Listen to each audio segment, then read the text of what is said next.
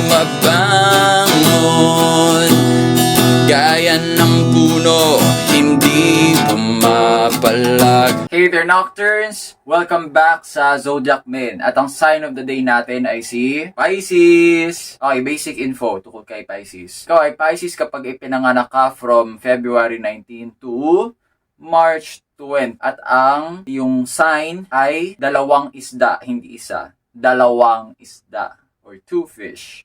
At ang inyong element, no, mga Pisces dyan, ang element nyo ay water. Oh, parang si Cancer. Pero ibang quality to. Kasi kung si Cancer ay cardinal, ibig sabihin leader-like, protective. Si Pisces, adaptable. Kung ano man yung mangyari sa paligid, makikibagay siya. Yan. Paano siya manifest? Kuwari, may kailangan mo ng tulong, inabala ka. Dahil mutable sign ka, welcome na welcome sa iyo yung mga ganong interruption. Basta, yung mga pagkakataong pwede kang makatulong, i-grab mo. Punta na naman tayo sa kwento mo, Pisces. Ano ba yung kahalagaan ng dalawang isdang iyan sa iyong kwento? May tatlo ako nabasang myths. May Greek, may Syrian, saka yung, Christian. Dumako muna tayo sa Greek. Isang araw, si Typhon, yung monster, dumating sa Olympus.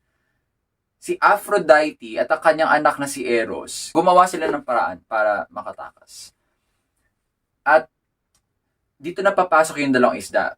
Sa isang version ng Greek myth, si Aphrodite at Eros naging isda mismo at yan, lumayas. Yung isa namang version nun, may dalawang isdang dumating at iniligtas sila. Yung pangatlong version, pareho nangyari. Naging isda sila, tapos may dalawa pang isdang dumating. Kalumangoy. Tapos yung dalawang isdang ito, naging constellation na tinatawag natin ngayon ay Pisces. Yung sa Syrian mythology naman, may isang malaking itlog na lumitaw sa Euphrates River. At dalawang isda na ang mga pangalan ay sina Aphros at Bythos, dinala ang itlog na ito sa dalampasigan. At ang nilalaman pala ng itlog na ito ay si Astarte, ang Syrian version ni Aphrodite.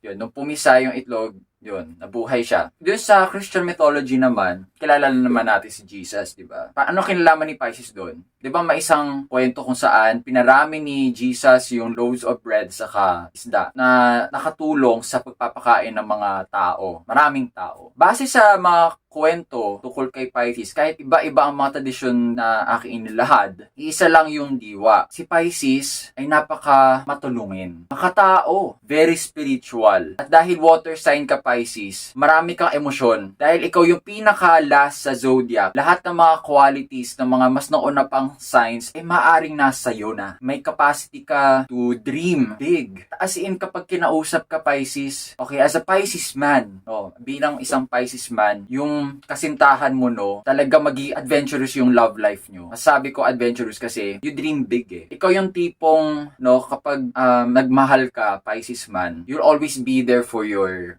partner. At saka kapag dating sa marriage vows, very loyal ka. Talagang paninindigan mo yun. But dahil nga mutable sign ka, adaptable ka naman. Kung let's say, nakita mo yung partner mo ay nag-cheat sa'yo, ready ka na mag-adapt, ready ka na to let that person go. Kung ano man yung maging takbo ng panahon, hindi ka magde-demand na mag-adjust yung mga tao sa'yo, ikaw yung talaga mag-a-adjust. Ganun ka, Pisces. Matulungin ka, makatao, yan, you dream big, okay? Pagdating naman, let's say, sa adventure side mo, yan, sa tingin ko, mahilig ka mag-travel. Balikan natin yung kwento, yung anumang tradisyon yung pinakinggan, it always ends with yung dalawang isda na lumalangoy, papalayo sa panganib. Ikaw ay magaling mag-escape, magplano ng mga escape. Kung gusto natin gawing positive yung tone, mukhang mahilig ka mag-travel, Pisces man. Kahit European tour yan, ipaprioritize mo yan, European tour mo, Saka, kung ganun naging wild o adventurous yung iyong love life, yung love mo for travel. Punta na naman tayo sa magiging problema mo, Pisces man. Dahil nga, you dream big, pwedeng nalilimutan mo na maging grounded. Nalilimutan mo na maging realistic. Ibig sabihin, hindi lahat ng mga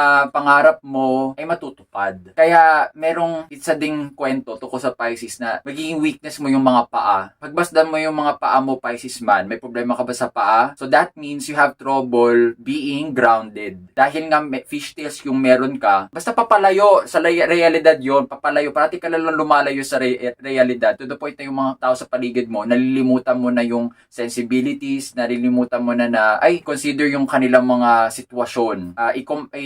Kumbaga, kailangan mo ng tulong para yung maposisyon mo, no, ang iyong mga pangarap doon sa talagang pangangailangan ng mga iba. Ganun. Let's say, kung hindi man escape yung pinag-uusapan, kuwari sa pagtulong, oo, napakamatulungin mo, Pisces, pero hindi sa lahat ng pagkakataon, kailangan ng iba ng tulong mo. Hindi sa lahat ng panahon, kailangan ng mga tao ng solusyon. Kailangan lang nila yung makikinig. Yung simpleng ganung pagtrato ang hinihingi ng iba at hindi yung mga grand solution. Ay, pwede natin to gawin.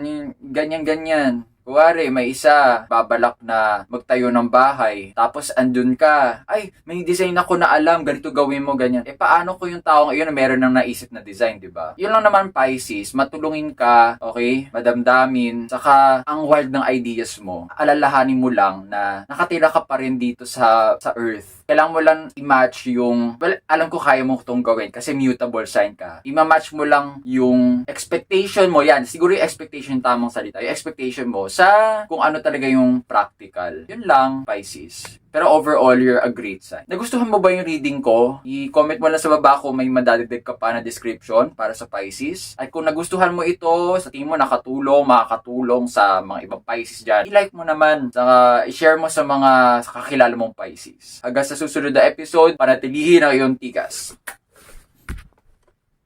Pagkabitaw ng mga bakal, lumilitaw ang mga ugat, tumingala at lumingon, harapin mo ang pintuang iyon.